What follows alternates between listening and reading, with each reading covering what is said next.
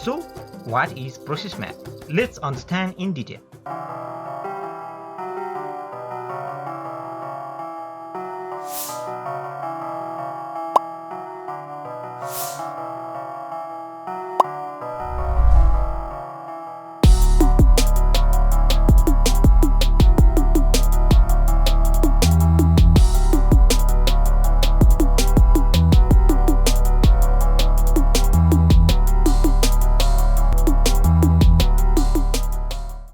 Process mapping is the visual representation of the entire activity of flow of materials and information, converting the inputs to outputs.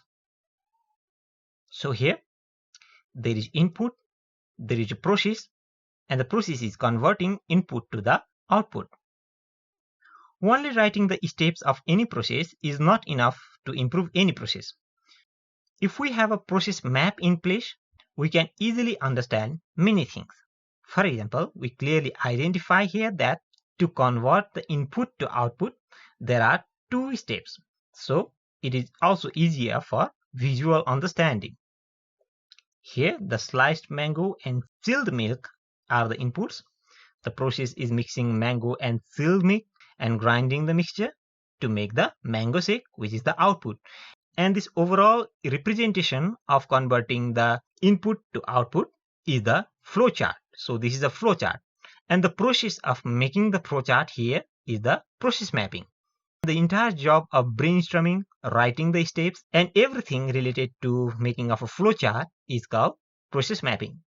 Process maps could be as simple like this, or it could be complex with a broad view like this. This is called value stream map.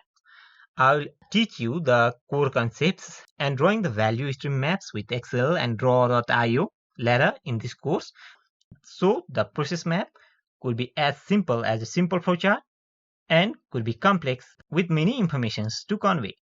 Whatever kinds of the process maps or flowchart we use, please understand these important points on process map. The first point, process mapping is the consecutive overall visual representation of all the steps to complete any task. Process maps may be low level with simple steps to high level, which covers the suppliers, process, and customers too. Flowchart is a diagram used to visually show the increment of the value, frequently used synonymously with process maps.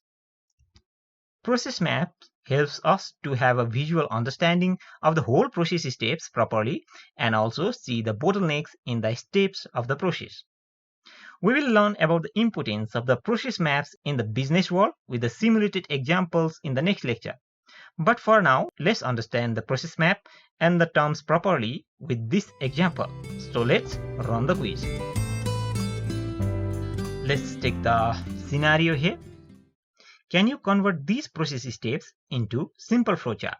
The steps are going to kitchen, opening the cupboard, seeing if you have groceries enough for 3 days, and step 4, if you have enough groceries, go back to your bedroom or else go to buy groceries. So these are the process steps.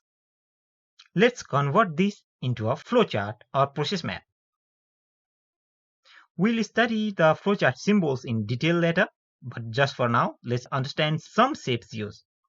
The round or the oval shape is used to denote the start or end of the process.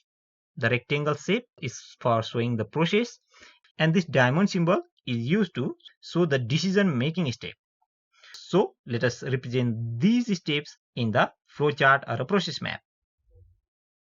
First of all, we start the process by going to the kitchen, opening the cupboard, and we see or check for the groceries. We see if there are enough groceries. So this diamond symbol is used for making a decision. If there are enough groceries, we go to the inn. If the groceries are not enough, we go for shopping, and then our work is done. This is one of the simplest examples of the process map or flowchart. We'll go into the details of process maps and different kinds of process maps later. The software I used here is draw.io, which is a free software which you can easily access. I will teach you in depth in using the Excel templates and working with Draw.io and solving different problems throughout the course. This is just an example of what we are going to learn. So this course is going to be fun and interactive as we move on. Good job on finishing some basics. We are now ready to move on.